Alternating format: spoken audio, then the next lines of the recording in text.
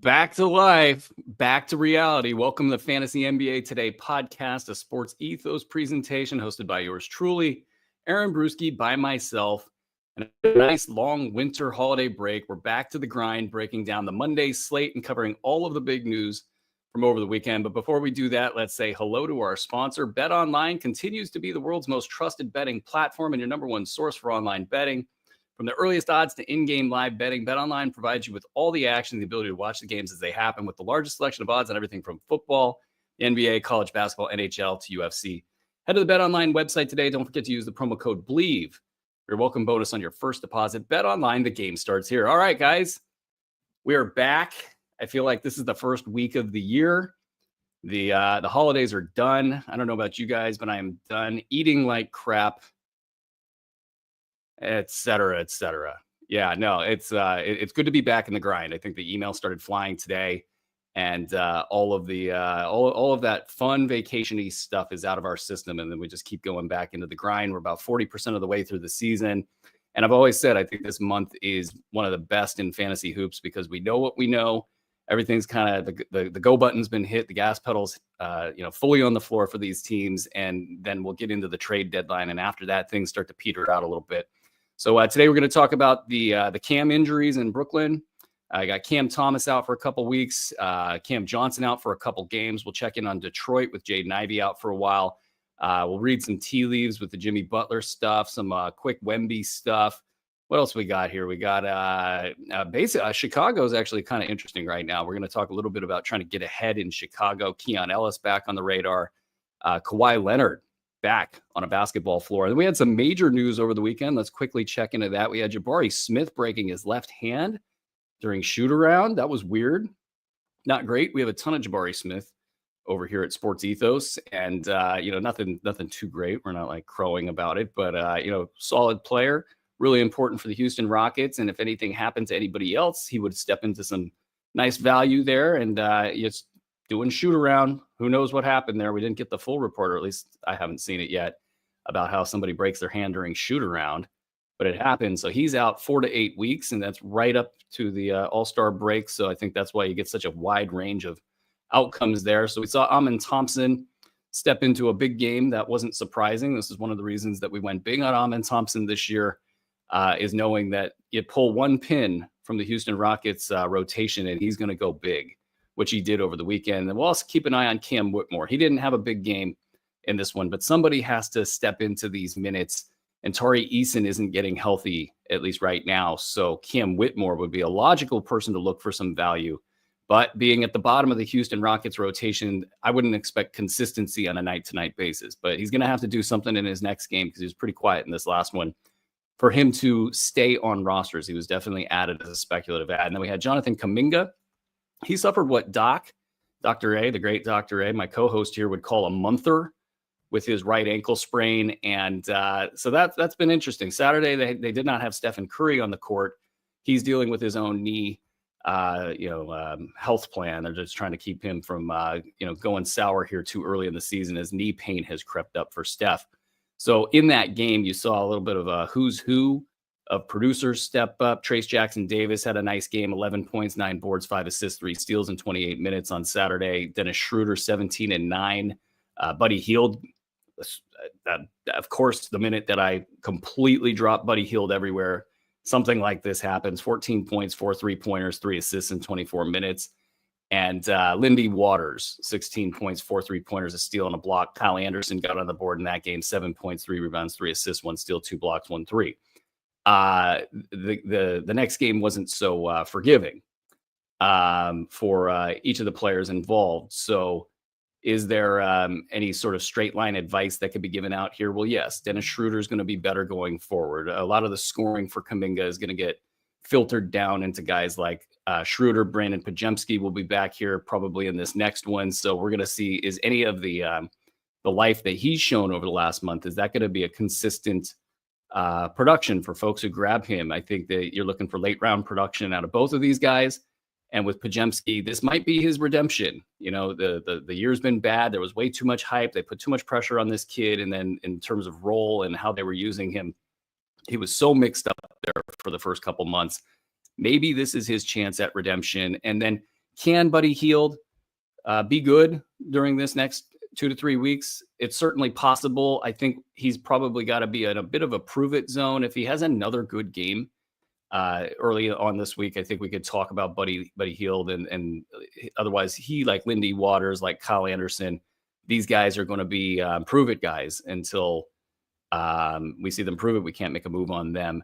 Other news, Trey Murphy was not able to return to yesterday's game with the left ankle injury, and so we'll be keeping an eye on that. He's been a top 15 producer, so I felt like that was really noteworthy. And then Karl-Anthony Towns, questionable with a right knee patellar tendinopathy.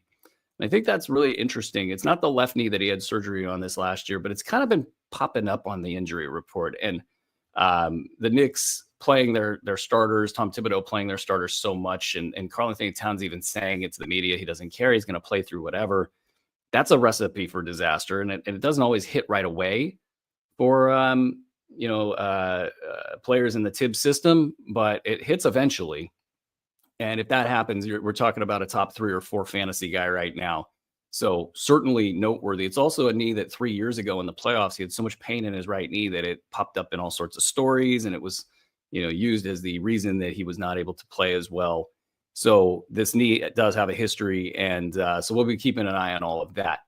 Otherwise, let's check into the games themselves. We're going to start with the Monday night slate and then work through that, and then we'll catch anything that I didn't grab in the Monday night slate action, and we will get you guys out of here and ready for this week. So the first game on the docket, some quick news is popping up in here. Before we get into the docket, let's quickly hit this. Zion Williamson participating in 5-on-5 practice on Monday, has a chance to play this week. So that's interesting news there. We'll cover that as we go. Chris Middleton not available tonight due to tendonitis in that ankle.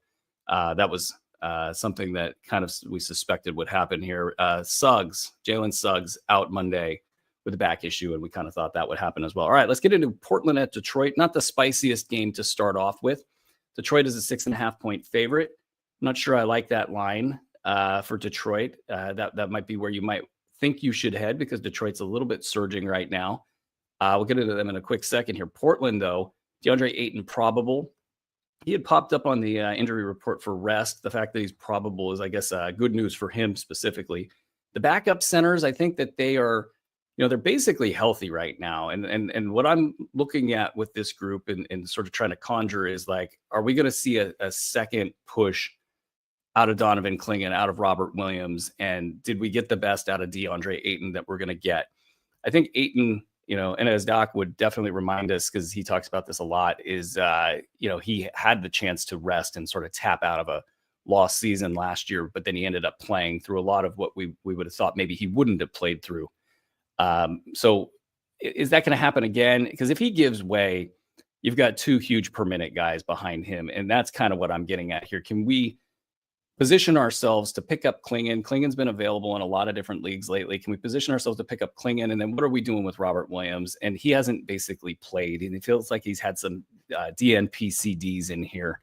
So for Robert Williams, I think I have him in a little bit of a different bucket than I have Clingan. I think with Clingan, it's all upside. They got a lot of reason to play him. And yeah, he's got some injury issues and all of that, but a lot of reason to play him. We've seen great per minute pop.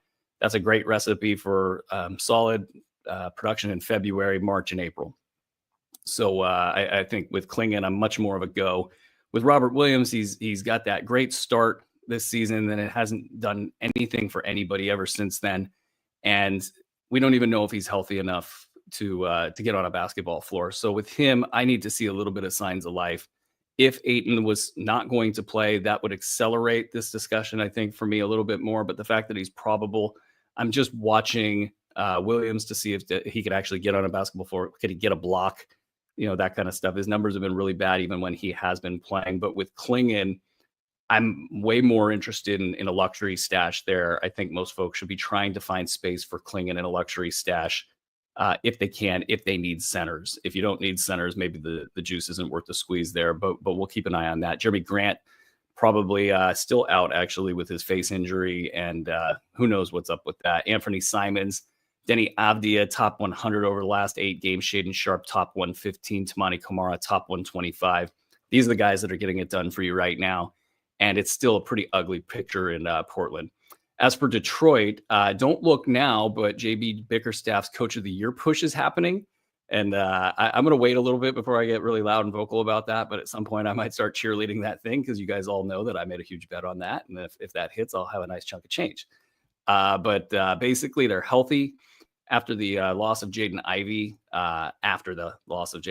And something did happen that I thought might happen. Tobias Harris got jump-started by this a little bit, at least in the first game post-Ivey, 16, 11, and 4.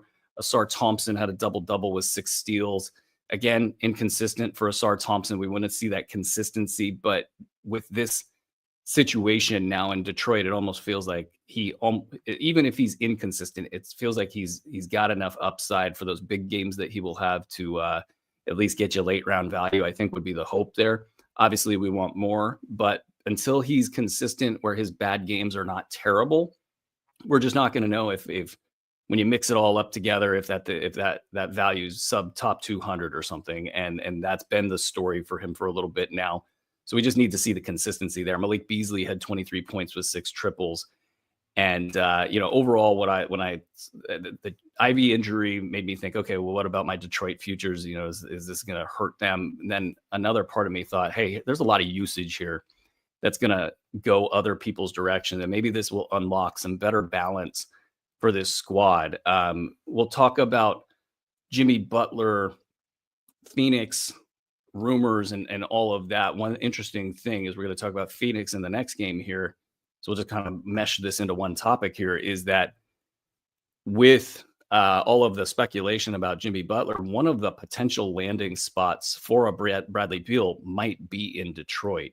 And that would kind of just rewind this situation back to where it previously was. In my opinion, Beal, you can talk about the differences between Beal and Jaden Ivey, but in terms of usage and filling shots, that would bring them back to where they were a week ago.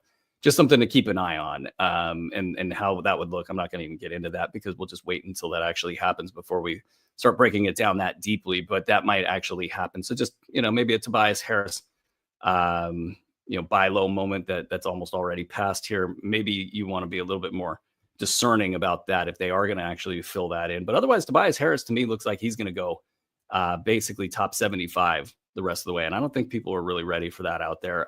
Phoenix at Philly. Philly's a 3.5 point favorite in this game. Phoenix just started the whole go away deal for Bradley Beal and Yusuf Nurkic, telling them they're going to come off the bench. Is this a way to crack Bradley Beal to get him to okay a trade so they can kind of get on and move on with life in Phoenix? Now this team is losing games. Feels like they're all ready for change there, whatever this change is going to look like. These trade wins, the way these things work in the NBA is the power players, the big tectonic plates, they've been shifting for a while, and the players probably know about it well in advance. And, the fact that they're not playing hard right now in Phoenix might be your tell that something's about to happen here. So we'll see what that looks like. I don't think it's impacting things too much on a day-to-day on the court. We are going to see Ryan Dunn and Mason Plumlee starting. Dunn's always been interesting from a fantasy perspective because he comes into the NBA all of a sudden with a 3-point shot. The defensive numbers are there. He's been a top 100 guy over the last 6 games with 3.5 combined cash counting stats to go with 5 boards and 9 points per game. He's doing it in 27 minutes per game. So you kind of get a sense for what he could be in this sample. It's a small sample, but if he's going to play 25 minutes per game for the Phoenix Suns, very good chance he has late round value. So keep that in mind as we go here. Of course, if Jimmy Butler was to somehow arrive, Ryan Dunn would go back to being like a 15 to 20 minute per game guy, dependent upon how things worked within the trade itself. They are getting a little dinged up, or they have always been dinged up, but they're definitely dealing with injuries in Phoenix, and that's opening the door for guys like Dunn, and it's also opening up, minutes for Grayson Allen, who had a top 50 line in his last game. He's been a top 100 guy over the last 7 games in 26 minutes per game. So you're starting to see why Grayson Allen was fantasy relevant and somebody that I've talked about every time I've talked about Phoenix on a show. Tyus Jones is back after his illness, and Royce O'Neal probably gets a substantial update here pretty soon. And I would think that update would move him toward day-to-day. And he's been on waiver wires, and he's been a top 75 guy, when on the floor this season. So if he's hanging out on your waiver wire, it's probably time to go pick him up. On the Philadelphia side, they're interesting, not very interesting. They got some moving parts as usual. You got Joel Embiid, questionable left foot. He's been a fairly consistent top 15 guy over the last 9 games. That's not where you wanted him to be if you dealt with all of the hullabaloo picking him up in a draft, but that's where he is. Kelly Oubre, questionable left hand sprain. Kyle Lowry, questionable. Old man. KJ Martin still out. So you've got some minutes that are more available rather than less available. And then Oubre has been a top 75 guy with 36 minutes per game over the last 9 games. It's an interesting stat. I mean, he's super leveraged with all those minutes. He is productive. He's now, on the injury report, and this team is kind of trending toward more healthy rather than less healthy, with Joel Embiid getting to be a little bit more consistent. And then Paul George is just inside the top 100 over his last 7 games. And you're starting to see newspaper reports. Keith Pompey had one the other day. These aren't really reports of note, but they're talking about how he hasn't really been integrated into the team yet. When that stuff starts to hit the media discourse, it's a sign that somebody in the inside's talking about this stuff, or maybe the players are talking about this stuff. Whatever, it's usually a sign that they're going to make a concerted effort to get Paul George more involved rather than less involved. That's the next step of their progression, perhaps in Philadelphia. So if you're thinking buy low with Paul George, I mean, I got to think whoever is rostered Paul George looks at him as a top 75 guy with a lot of risk right now. Maybe with a top 75 player that's not quite as risky, that has a lower ceiling. It might be somebody that particular GM would say, hey, that's not a pain in the ass. Let's do that rather than hang on to Paul George and deal with all of this risk while the return is not quite there. So you might be able to have a nice little buy low moment there. Caleb Martin, top 80 over the last 7 games. I'm not sure how long that can keep up as the rest of the crew gets healthy and a little bit more engaged in the games. And then Gershon Yabusele, top 75 over the last 7 games. So he's actually been doing some pretty good work as a fill-in, and his stuff is more consistent because the absences for Joel Embiid and Andre Drummond are fairly consistent. So you might be able to capitalize on that and do so in the lowest upside sense. Let's get out of this game. Let's get to Indiana minus 9.5 at Brooklyn. Indy's super chill right now. They're not really complicated at all. You got Tyrese Halliburton, has been a top 10 guy for 2 months now in 9 category formats, and that is really the buy low folks did great there. And then on the Brooklyn side, by pecking order, we've got Cam Thomas, hamstring, another 2 weeks or so. Cam Johnson, right ankle sprain, trade season. So you've got the 2 big pieces have now been moved out of this situation. D'Angelo Russell, questionable for this game tonight with the right shin contusion. Got carried off the floor with cramps the other day. It's really, really a weird start for him in Brooklyn. Now we're going to just assume that he's going to take over his old role there. And, he's a capable guard on a team with not a lot going on for it other than trying to lose games. It's not like he's going to drive winning a lot. I think there will be a little bit picky with injury stuff. So I don't think he's in the clear in this tanking situation by any means, but he's the clear third option there. Ben Simmons, questionable because he's Ben Simmons. I don't think he's that high in this pecking order, but he's certainly injured, and he's opening the door by being injured, and he will be injured. Then we get to the interesting names here in Brooklyn. We got Zaire Williams, pair of mid-round games since returning, and Keon Johnson. He's had lots of bad percentages, but lots of volume over the last 7 games. These 2 are my leaders in the clubhouse to have some sort of silly season surge where they are better than the rest here in Brooklyn. Nobody's really been good in Brooklyn, at least. Cam Thomas has been good when on the floor. Cam Johnson's been good when on the floor. But these seasons will be derailed, or in the case of Johnson, he will be traded. And who knows what's going to happen at the next stop. For Williams and Johnson, if they are able to just simply stay healthy, stay on the floor, if the team can coalesce around, hey, these guys are going to play on, say, 80%, 90% of the nights, and this is going to be who we roll with, and then they can just get into a rhythm, I think you're going to see a lot of inefficient but productive, perhaps even poppy games out of these 2 guys in particular. The next tiers down aren't so great. You got Nick Claxton, and he hasn't done anything at all this season, and it feels like the worse this team gets, the harder it will be for him to turn that around. And so he and Noah Clowney, who has been inside the top 175 over the last 6 games. He's hitting threes, and that's about it, Noah Clowney. So he needs to do something else to round out his game. Day'Ron Sharpe is worth watching just because he's been worth watching in the past. And that's really all I got for Day'Ron Sharpe. And that's as far as I want to get into the Brooklyn stuff. But there's your update for Brooklyn. I do think, though, Zaire Williams, and Keon Johnson, they were higher up on my fab pickup list this weekend because I do think there is some potential upside for these two guys, especially Keon Johnson. Zaire's had some injury stuff throughout his career. Keon Johnson could just be your classic silly season volume producer. You're just going to have to deal with those percentages, and I don't think they're going to get good anytime soon. But that's a lot of opportunity there in a spot that hasn't really performed that well in Brooklyn. Hey, guys, you enjoying the show? I know I'm waking up as the show is going along, so I hope you guys are enjoying this here. If you're watching on YouTube, drop a thumbs up on this video. If you're watching on Twitter, please give us a follow at Ethos Fantasy NBA. And if you're listening on the pod feed, do us a solid, give us a 5-star review. Let's get into the next game. We got Orlando at New York. New York 11-point favorites in this game. Might fade that. I know that they just got whooped up, so maybe they're super motivated to play in this game. Orlando, they play everybody tough, and yeah, they're out Jalen Suggs. That's a big deal. Paolo Banchero, doubtful, return to conditioning stuff.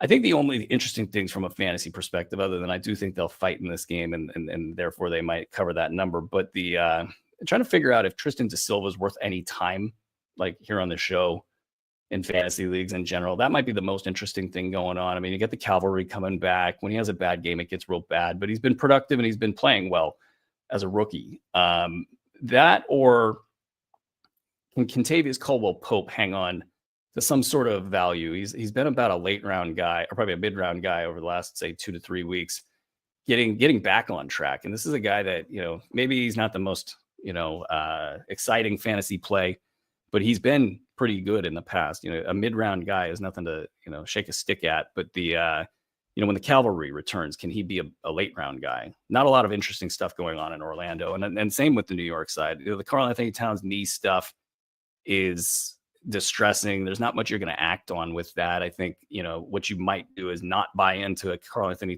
Towns if he was offered to you in a trade, if you were concerned about that, or if you did have Towns on your roster. Maybe before this thing gets big, you say, hey, I want to get out of Karl-Anthony Towns business. That's tough. That's a really tough call.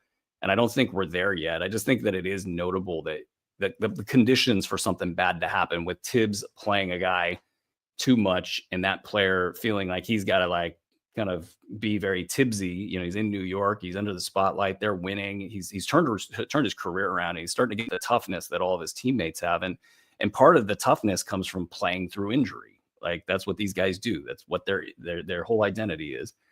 And so he's all in on that. That's your recipe for disaster right there, is a guy that's going to play through whatever. I don't, like, I've been mentioning this every time I bring this up. I'm not moved to the point of action on any of this stuff. Like, I don't think I would move Karl-Anthony Towns based on this. And I don't think I would not acquire Karl-Anthony Towns based on this, but it's percolating. And I'm just going to sit here and think about that. And if another one of these events occurs and it gets a little bit worse, then I might actually move the needle to those places. Brunson probable with right calf tightness. Miles McBride questionable with that right hamstring. That hamstring does seem like it's a longer term issue, and that he's going to be very careful with that. Not that it matters. This squad is very easy to read. Milwaukee -6.5 at Toronto. You got Giannis probable with his knee. Middleton, he was probable. Now he is not available. So that's not great that he's floating around the injury report like that. We all know that he's got major ankle issues. And then with Giannis, the knee stuff is just going to be there forever. Andre Jackson Jr. questionable with an illness. So maybe some more minutes to float around. Bobby Portis, top 30 over the last 8 games. Probably a sell high position. Brook Lopez, top 85 over the same span. Probably a buy low, or he's definitely a buy low. AJ Green, top 170 over the last 7 games. Give him a look if you need some scoring and some 3-point shooting in a very deep format. On the Toronto side, RJ Barrett, questionable with an illness. Scotty Barnes is maybe the most interesting piece here. Just trying to figure out, like, what's he going to be for the rest of the season. Just top 85 over the last 8 games. He's got 4 turnovers per game. He's got bad percentages. He doesn't have enough overall numbers to to compensate for these bad percentages, these bad turnover numbers, and he's playing through injury. He's got a big name. So what are we doing with Scotty Barnes here? Do we feel lucky, like he can kind of like maybe ditch the injury issues, get more overall value, some consistency within the lineup would be helpful. You got the big three just in and out of the rotation, and there's a lot of value swing, I think, with Scotty Barnes. I don't think I have the answers here. I don't think most people have the answers here. I think if you're in a position you need to make a move, your season's maybe getting away from you, and you just need to do something to shake it up, I think that might be the right time to lean into a bet on Scotty Barnes. And then what would it cost to get him? Maybe something in the top 50 range.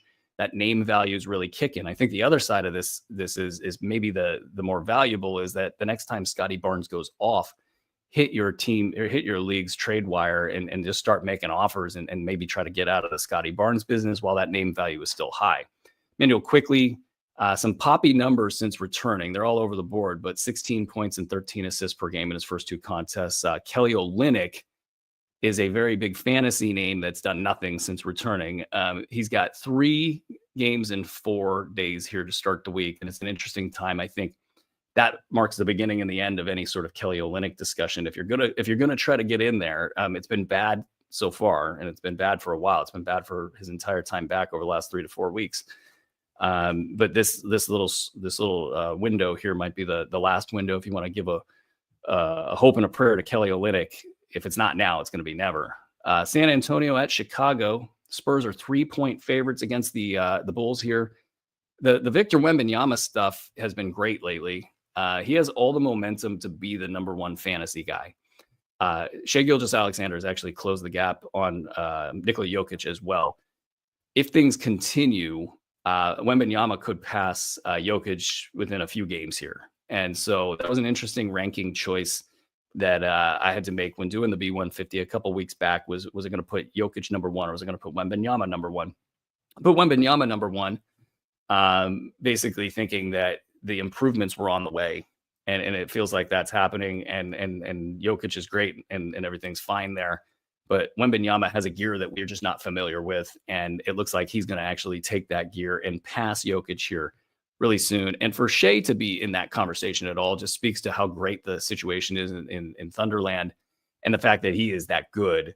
The numbers that he's putting up to just keep up with these guys, they're phenomenal. So shout out there. Sohan is back. Jeremy Sohan, that is. He's stumbled a little bit with this back injury, and it's taken away a little bit of the momentum. Are we going to see that continue, or is he going to get back on track against Chicago? Here is something to watch in this game. And then Devin Vassell continuing to struggle.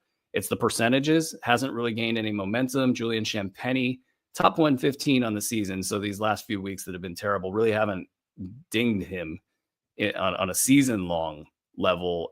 But he's certainly been a guy that's been drop worthy. I have a bunch of leagues where I have a ton of forwards, and it sort of made him expendable. I hated having to do it because I think what happens here is one or two players get hurt at worst, and he steps into what he was doing before, or they just bring him more into the fold. He's been back into the mid-20s, somewhat productive in his last game or two, and you can start to see the outlines of the correction there. But we need to see something in addition to what is available to him right now to keep him into like a must-roster status, which he's been all season until the last couple of weeks. So I'll be watching that. Harrison Barnes is giving you late round value lately, so if you're desperate, go give Harrison Barnes a look. Chicago, Ayo Dosunmu out with his calf injury. Torrey Craig out as well.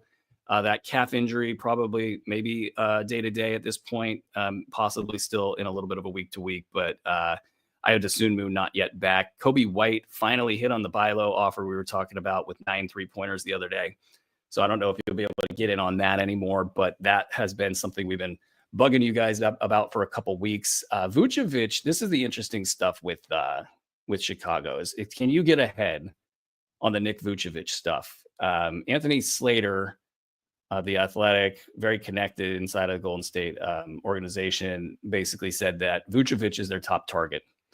And I don't think that's posturing. I think this is just kind of like a lot of people, you got a lot of different camps that have been in that. You got the Steph camp, you got the Dre camp, you've got the Lacob camps, you've got, a great public relations arm there. You got a lot that informs these discussions. And Slater's not a guy that just throws things around, all willy-nilly or tries to like do the team's bidding or anything like that. So it feels like Vooch might actually be the Warriors' top target. And if that's the case, it's probable. I'm not a trade cap guy, so I'm not, 100% versed in all of this stuff. But if that's the case, I do think that signals a decent chance that they get their guy. And what happens if they get their guy? Well, Jalen Smith's been a top 40 guy over the last 3 games with 3.3 cash counters, steals, blocks, and threes per game. He's been a top 200 guy in the season in 15 minutes per game. This is a guy that everybody's been waiting to pop for like 3 seasons now. It hasn't really happened.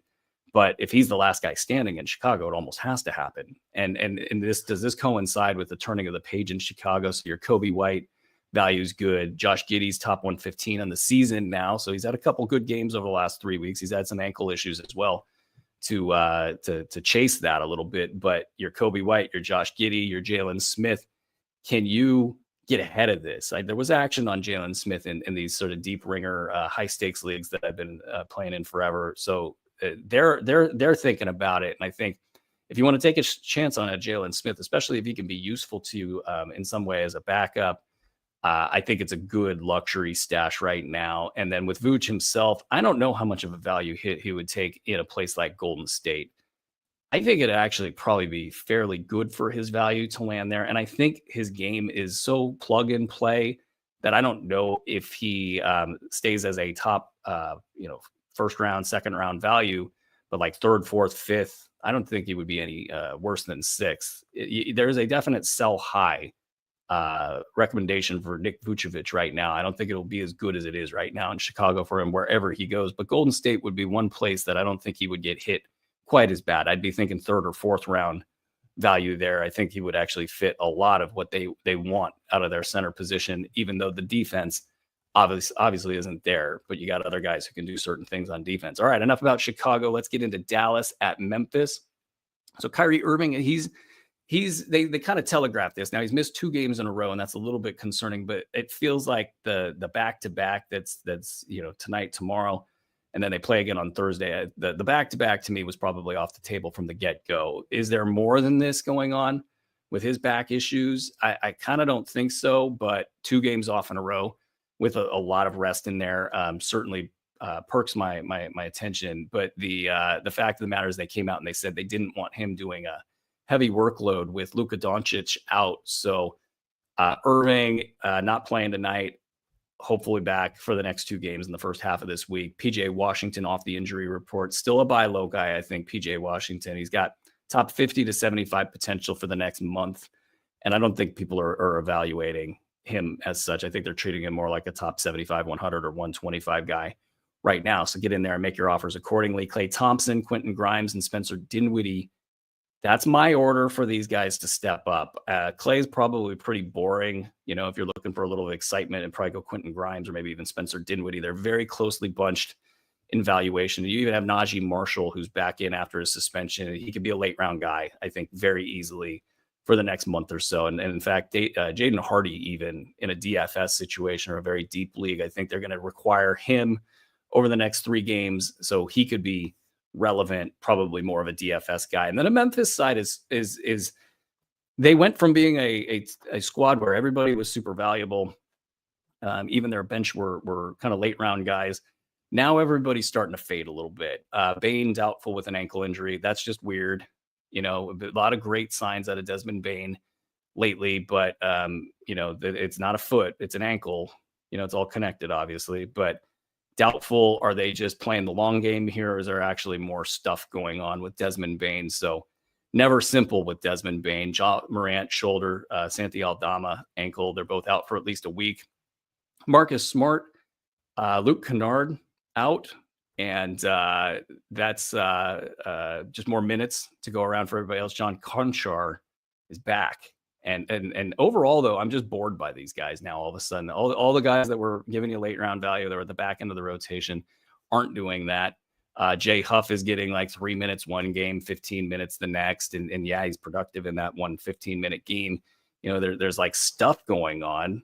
Jake LaRavia, he had a decent game the other day. There's stuff going on, but there's not anything super exciting or super important Scottie Pippen filling in for Ja Morant. So it's a very cookie cutter situation in Memphis. So hopefully it'll get a little bit more exciting there soon. Also, maybe, who knows, a spot for Jimmy Butler. Hey guys, before I move into this next game here, I want to stop and let you guys know what we're doing here at Sports Ethos. Our goal here is to keep adding value for our subscribers. Of course, our listeners and followers that are watching on our YouTube channels and Twitter and all of our places where we offer our stuff for free. But we want to keep adding value for our subscribers.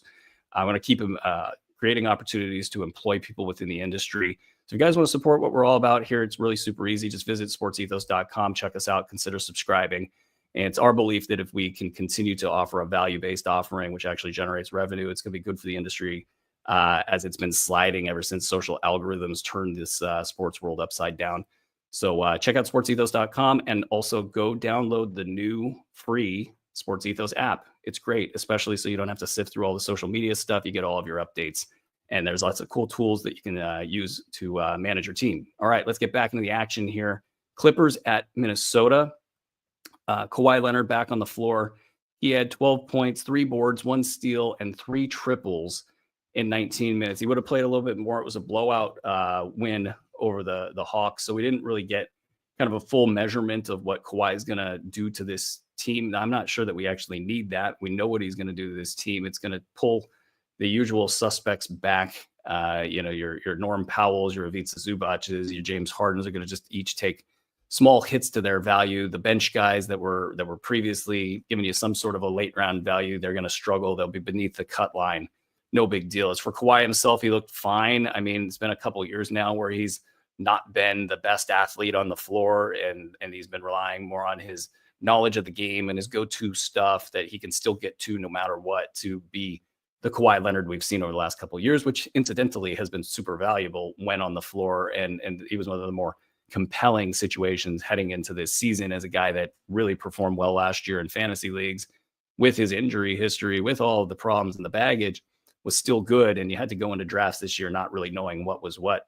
Started off draft season as a kind of a 4th, 5th, or 6th round guy, ended draft season as somebody falling as late as like 10th, 11th, and 12th rounds, now back. So we'll see what this does, and if he can get any momentum and get any consistency, and heaven forbid he's actually as good as he was last year, because that will create an interesting wrinkle in fantasy leagues for squads that held on through all of that. On the Minnesota side, they also have a clean injury report right now, and they are also kind of boring right now. We got a few boring teams in a row here, but like maybe within this, there's some interesting stuff going on. It feels like Anthony Edwards is sick of his team. He went out and he had 53 points the other night, and the rest of the box score looked thick, like bad sick. It's one of those unhealthy box scores that, when you see teams that are struggling or they got some sort of imbalance, and it's been them a lot this year. So I don't know what that's all about. Like, it just feels like something's got to give there. I don't know if it's Mike Conley needing to be benched. There's been some chatter about that. He's been bad lately. Dante DiVincenzo has been a top 90 guy over the last 9 games. So that turnaround is almost all the way complete. And then we'll see how it kind of moves around from here. But he's not getting the big poppy numbers that you would want to get to say, oh yeah, he's cleared it. He's now into this next phase that Dante DiVincenzo is turned the corner. It's not that just yet. I think you need to see healthy box scores for that to happen. And the only way for this box score to get healthy is there needs to be some sort of a trade. And that's obviously Julius Randle or something else to get this team going. There have been signs of life for Randle and even Naz Reid over the last 3 games. They're playing over their bad season-long marks. So maybe, there's enough frustration and enough bad results in Minnesota to start some of this pivot and start some of this change. I don't know if benching Conley would be enough for that to happen. But, the other piece is obviously going away from Rudy Gobert and maybe just playing small. I think Julius Randle at center is maybe the only answer for his career going forward. And ideally, he should be like a 25-minute guy coming off the bench, whatever position you want to assign him to. That's where he would be, the best. And you could fashion a second unit around him. But yeah, no, just all bad in Minnesota. And we've known this for a while. So we'll keep an eye on that. As for the last game tonight, we got Miami at Sacramento. So Miami quit in their last game. That was really very interesting. The Jimmy Butler stuff, we'll talk about Jimmy, we'll talk about Pat Riley. But what if you were a teammate of Jimmy Butler right now? The question I think, well, I would like to know if I was really trying to dig into this is, do they like Jimmy Butler? Does his teammates, are they fans? Are they Jimmy Butler fans? Because if they are, then they're probably pretty pissed that their season is getting hijacked by all of this. And in terms of Jimmy Butler getting paid or not paid, there are a lot of examples of players that aren't as deserving that have gotten the money. And I think the thing with Jimmy that's just different and why he's not getting the money is Jimmy really hasn't kissed the ring, and he doesn't kiss the ring for anybody. And Pat Riley's got as much of an ego as Jimmy Butler has an ego. And these two guys are just clashing. So that's happening at the highest levels. And I don't even know if Spo has a say in what's going on between these two. Pat Riley is as big of a name in the NBA history books as any name in the history books. And then Jimmy Butler has about as big an ego as any player that we've seen in the last 10 years. So your teammates, if you like Jimmy Butler, you're probably pissed that your season is going weird. And it doesn't feel like Miami's going to try to win anything. It also doesn't feel like they're trying to tank or lose. And there's some draft pick stuff, that we were meticulously working out in the background over the last week, trying to figure out all this stuff that comes into play here. But they quit, and that could accelerate things in Miami. It's obviously bad from a fantasy perspective because if Jimmy's out, there's a lot of usage to go around, and you want to see people, do well with that. So we'll watch and see how that all plays out. Nikola Jovic is in. Haywood Highsmith questionable, personal issues. Richardson doubtful. So the guys that were watching, Terry Rozier, I had him as a buy low a couple weeks back, sort of sensing a lot of this is going on. Now, he hasn't been good, but there has been some volume lately. He might even appear on your waiver wire. But I do think that it is logical that Rozier could step into this. And I don't know if he's capable of top 50 value anymore. I don't know if he's that good. I don't know if the injury issues, there's confidence, there's shooting issues. Who knows what's going on with him? It hasn't worked out in Miami. So it's not like everything's just all rosy. He's going to step into this and it's going to be like a guarantee. No, it's more of a bet that you're making that somebody's got to be good. And then it'd be Terry Rozier stepping in and being the number 2 scorer there in the backcourt at least. Duncan Robinson's been a top 115 guy. So he's been getting it done over the last couple of weeks. Jaime Jaquez, top 250 last 3 games. So the fantasy value hasn't been there. And it really, he struggles with a bad stat set. So it's not a guarantee that he'll be the guy, but you're kind of just trying to figure out who will be the guy if Jimmy Butler goes out and nothing good comes back in, or whatever comes back in isn't really, sucking up all the usage. So we'll keep an eye on all of that. But Khalil Ware, top 50 over the last 3 games. Now, some garbage time action in there, 4.3 cash counters in 20 minutes per game. So is this like the moment that Khalil Ware becomes a thing? That's not 100% the case. It's a good flyer pickup right now to see if the timing on the Heat's season, if they pivot and they become like, we're definitely just going for an 8 seed. We're definitely just, hanging on to be somewhat competitive. That's a pretty good scenario for Ware. That means that Bam Adebayo won't be pushed through any sort of injury stuff. That means they'd be probably more amenable to trying things out with both Ware and Adebayo on the floor at the same time. Adebayo has been drifting further and further away from the hoop as the years have gone on. So both he and Ware can shoot. Can they both defend at the same time is another kind of open question. But Ware, if he can just be sort of a facsimile of Yves Missi and just have some bad games, have mostly good games, they cut him loose and he can play 25 minutes per game. That would be the scenario where you get some late round value with some upside built in. It's not a run to the wire moment, but it is something to consider. And you could put him on your roster as a luxury stash. And if you need a big man, you might up the priority on that a little bit. On the Sacramento side, we got Fox questionable after the big fall the other night. We'll see how that goes. And then Keegan Murray, he had time off with the ankle injury. And then I think they pushed him back a little bit faster than they would have liked to because of the Fox stuff and because they have issues here. I'm getting a breaking news update. We got Kyrie Irving, a bulging disc in his back. Okay, so the 2 days off was actually significant here. Expected to miss at least 1 to 2 weeks. Ouch. Ouch, ouch, ouch. Okay, so let's reset the playing field here.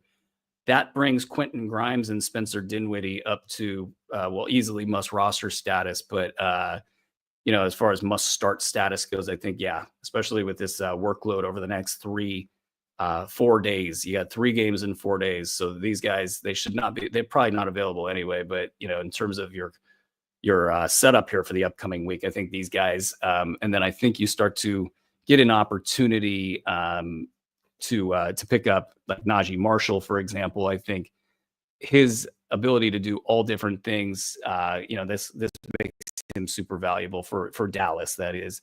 And I think that puts him into a late round value no matter what for these next 3 games. So pick up Najee Marshall if you need 3 games worth of productivity. I think Jaden Hardy, if you need his proficient stats, I think those things are going to light up. I don't think it's going to be consistent, but I do think it's going to be one game where he gives you what he wants, one game where he does not quite do that, and one game where he just completely busts out. Probably a top 200 value over the next 3 games on a per game basis. And if you add that all up in that span, you might get something of about a top 150 value for him. PJ Washington, I think this actually hurts him a little bit. I don't think it's going to show up in his valuation. I think that he will be just as valuable as he was prior to this, but there's going to be a lot more noise and optics around his numbers. There's going to be way more shot attempts, and then the inefficiencies will start to creep in. And so that'll probably be a wash. But in terms of your buy low positioning, this probably stole from you the opportunity to do that nice and covert. You might be able to still do it because it's PJ Washington, and I don't think people know exactly how good he was during the Luka stuff, or maybe that's not on their mind anymore. So PJ Washington, if you're going to make that move, you're going to make that attempt to go grab PJ Washington in a buy low offer. Maybe it's not even a buy low anymore, but you got to do that now before these numbers start to get poppy here tonight. So get that offer out there right now. Okay, we were back at Sacramento before all that started popping up. Monk had a big one in the last one, top 20 over the last 4 games. Keegan Murray, he finally started getting some confidence in that last game last night. And then Keon Ellis, of course, top 85 over the last 4 games, 29 minutes per game, 10 points, 2 triples, 2.8 steals, 0.8 blocks in that span. How's this going to go in Sacramento? Well, I mean, hearing from the most random corners of the basketball world that they are active out there in trade discussions. So things will be, I think things will be changing there. It's just a question of how funny will it be? Will they get Kyle Kuzma? I don't know. Are there other players that are out there that are, like, what? Why you did that? We'll see. But we can't really prepare for that from a fantasy perspective right now. What we can say is that Fox is probably okay. That was a pretty rough fall. He's going to be dinged up this season. This is one of those seasons where he's got to be out there and playing, unless he gets so pissed off with something. And I don't think that's the case right now. Then I think he's going to be out there and he's going to be playing. DeMar DeRozan, I think his role might actually start to fade a little bit, and that'll be an interesting side situation with these guys. But buy low on Keegan Murray. Like, the ankle it's a concern in the sense that if that was the thing behind all of his bad shooting, then that means that ankle's pretty bad. I think it's all of the things, and I think especially if you pull one pin out of this Kings offense, whatever it may be, if it's DeMar DeRozan taking a step back, or if it's more Domantas Sabonis driven dribble handoff motion, all the stuff that we saw very early on in the Kings Sabonis timeline, then I think Keegan Murray absolutely eats all of that up, and then that buy low is great. So Keegan Murray, a lot of opportunity. Keon, I mean, what else is there to say about Keon? I mean, you watch this guy play last year. I told everybody around here, I was like, I haven't seen anything like this in a while. It's amazing. And then you go to this year's net rating numbers, and I'm always tweeting about that stuff. Net rating is good for players on teams that are really, really good. The top net rating guys are guys from like Cleveland, Boston, Oklahoma City. Houston's had a good record. It's just like all the guys that have won 80% or more of their games are the top net rating guys. It makes sense. When you're on the floor and you're winning, that's how you go up those ranks. Well, Keon Ellis is now number 18 in the NBA amongst people who theoretically qualify, the low mark that the filter that you put on the machine there. Like they he's the 18th ranked guy in the entire NBA. He's the only guy on a losing team except for Stephen Curry that's in the top 50. So I think Doug Christie gets it. Doug Christie is one of the smartest basketball people that I've been around. And so how and why the internal stuff and somebody in Sacramento could go figure out what caused them to not play Keon Ellis from the beginning. Their season would be drastically different had they done that. Well, now they've got this thing going. From a fantasy perspective, does he get washed out by like Devin Carter when they get to be full strength? Does Keon get yanked around going forward? I don't know.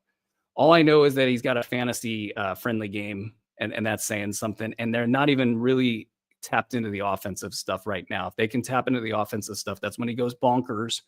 That's top 50 stuff. And that's kind of what we predicted at the beginning of the season. So I went and I added Keon Ellis everywhere that I didn't already have him. You guys can, your mileage may vary, but I'm hoping that the Kings actually realize what they have here. All right, guys, we got a few notes from over the weekend. We'll get out of here on the weekend slate. I thought two interesting teams, Utah and Washington. These are the two teams I want to focus here from the over the weekend stuff. John Collins played in one of the two games over the weekend. Lauri Markkanen and Keontae George were sort of on the same timetable. So this is telling me that you got all sorts of tanking stuff going on. So I do think that the tank is on.